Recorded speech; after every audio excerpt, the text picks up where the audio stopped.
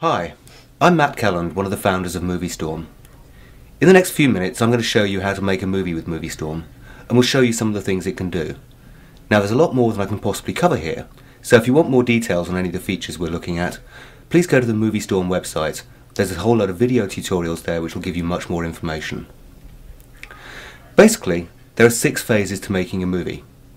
Building your set, creating your characters, directing, filming, editing, and then finally rendering. If you're familiar with video games, you'll find the way that Moviestorm does a lot of these things quite familiar to you. It's not like a traditional animation tool, it's much more like being on a film set. Anyway, let's get right on and we'll start with set building. Moviestorm gives you a variety of ready-made sets you can customize, or you can start from scratch if you prefer. You've got interiors, exteriors, spaceships, even some well-known locations, and you wouldn't be allowed to film here, for example. Once you've made a set, you can save it and use it again in your other movies. Now let's load up this one, the London Loft. Now most of this is the kind of thing you'd expect, but here's a few things to note. You can drag the props around and put them at any angle. You're not limited to a grid. And you can add new props. There's a handy tag system to help you find things. If I put this light on the set, you can see how we can easily change the lighting in different ways. Set up the colour and put the light where we want it. And notice also how the shadows are moving. You can customise and rescale most props like this picture. With things like pictures and video screens, you can also add your own images or videos.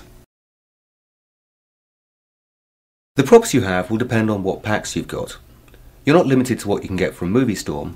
You can create your own props and import them with Modest Workshop, or you can import props from Google SketchUp. You can also get packs from modders. Some are free, some you have to pay for.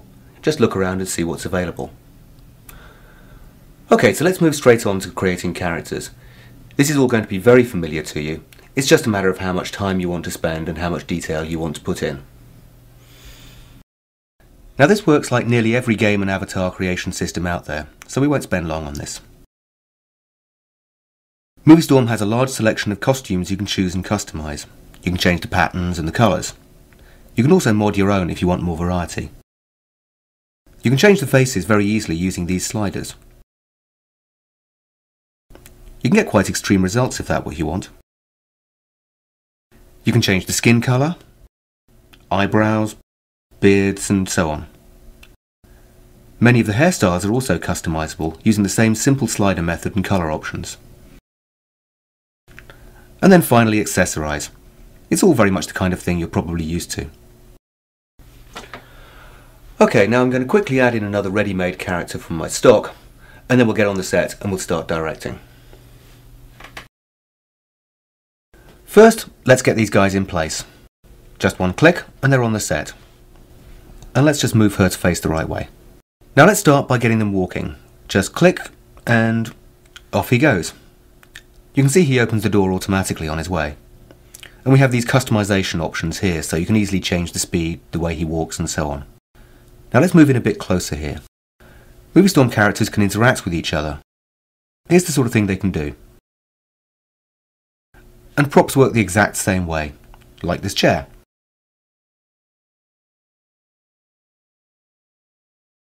We have a lot of control over the exact animation, so let's make him slouch.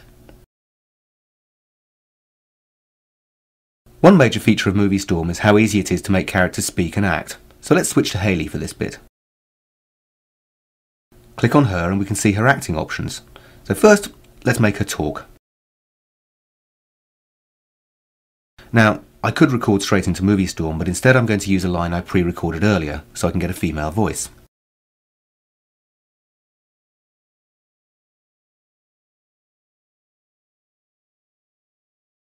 I'm going to type in the line so this next bit works better, and also increase the lip movement so you can see it better.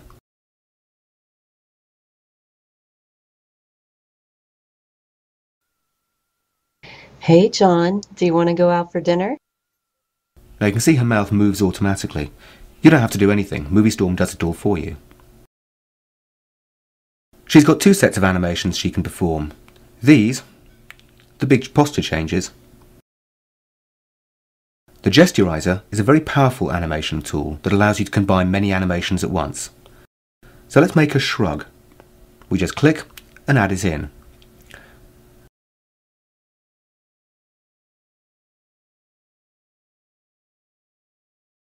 And also we'll do a second animation at the same time. We'll get her to tilt her head. So here we go.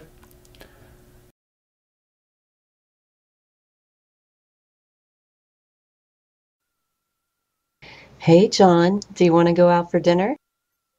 And there she is, doing several things at once. Now let's complete the sequence by getting her to look at John.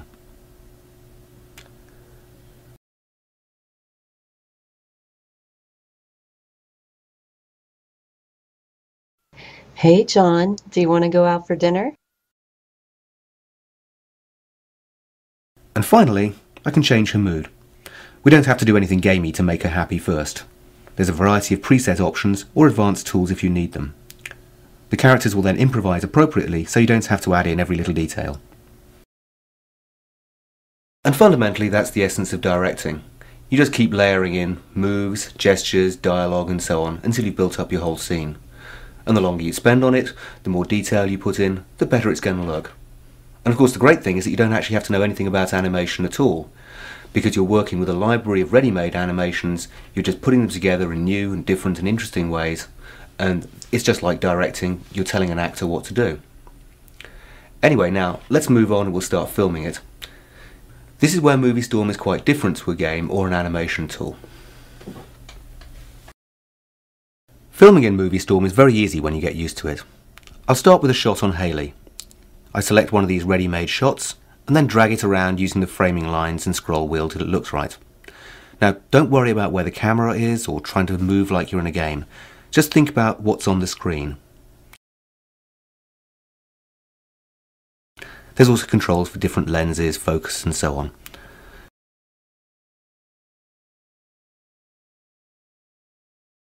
So here's the opening shot.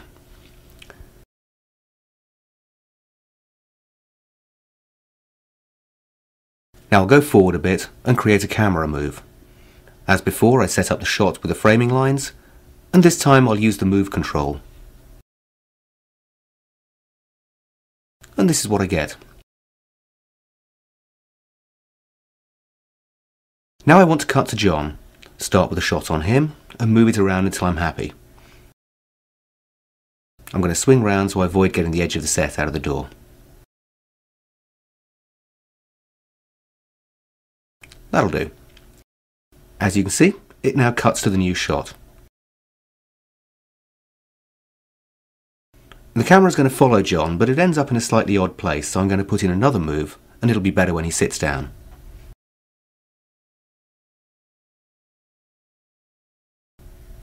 That's more like it. And finally, I want to cut back to Hayley when she speaks. Now I can just reuse the framing I made before, so it's only going to take a couple of clicks to put in that shot. Now, there's a couple more things I want to show you before we move on. Moviestorm can actually create 3D movies, so here's a preview of what it would look like. If you had your 3D glasses on right now, this would be jumping out at you. But that's enough of that.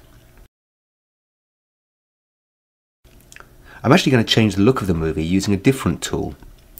This script window in the top right has a setting for cell shading, which gives it a cartoon look. I'll turn that on and... yeah, this works well for this scene, so I'll keep it. It takes some people a while to get the hang of filming in Moviestorm, but once you've got it, you'll find that it's fast, easy, and extremely powerful. Now let's move on to the final stages.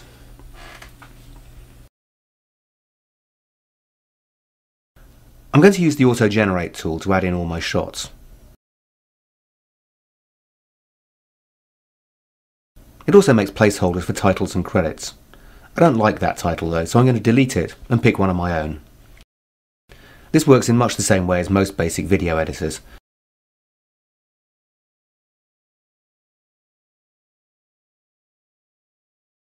so I can resize it, pick a font and so on.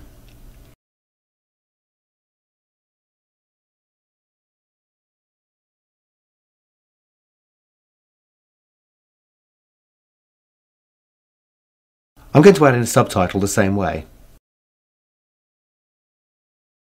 Just drag it to the timeline. Hey John, do you want to go out for... Put in the text.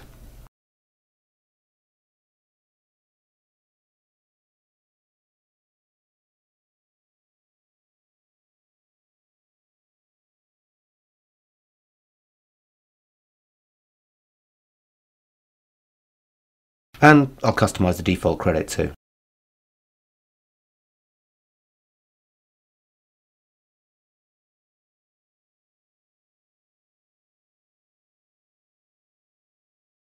Moviestorm offers a selection of video filters that gives you a variety of visual effects.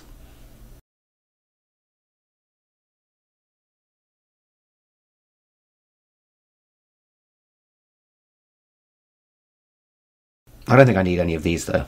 I like the way it looks as it is. I do want some music though.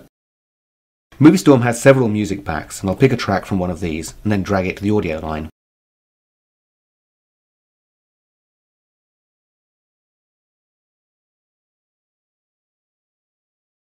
I'm going to turn the volume down or it'll drown out the dialogue.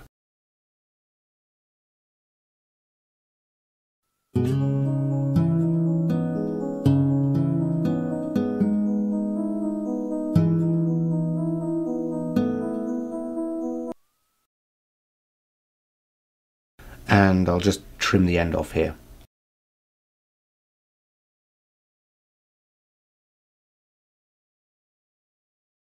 Then finally, I'll go to the publisher's view and render the movie. The custom option gives you control over the resolution, frame rate, 3D, codec and so on. But I'm just going to use one of these fast presets so we can see something quickly. Now, one huge advantage of Moviestorm is that you don't have to stick to this rigid way of working. You can go back and change your set, change the costumes, add in extras, give more direction, redo the dialogue, add in more camera angles and re-edit it. It's a very flexible way of working. Effectively, you start by building an animated storyboard, complete with edits and audio. You can then go back and use that as the basis for the final movie, whether you're working in live action or whether you're finishing off in Moviestorm. Anyway, let's have a look at what we've got so far. It's no Oscar winner, but it's got all the basics.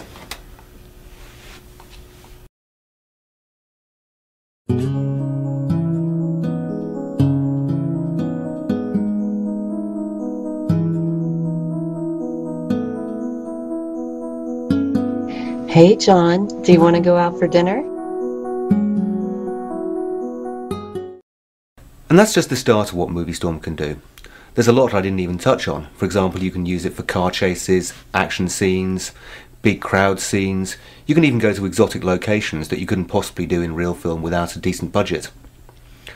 You can make music videos, you can make documentaries, commercials, training videos, feature films, video blogs, pretty much whatever you can imagine. Anyway, have fun exploring Moviestorm, and thanks for watching.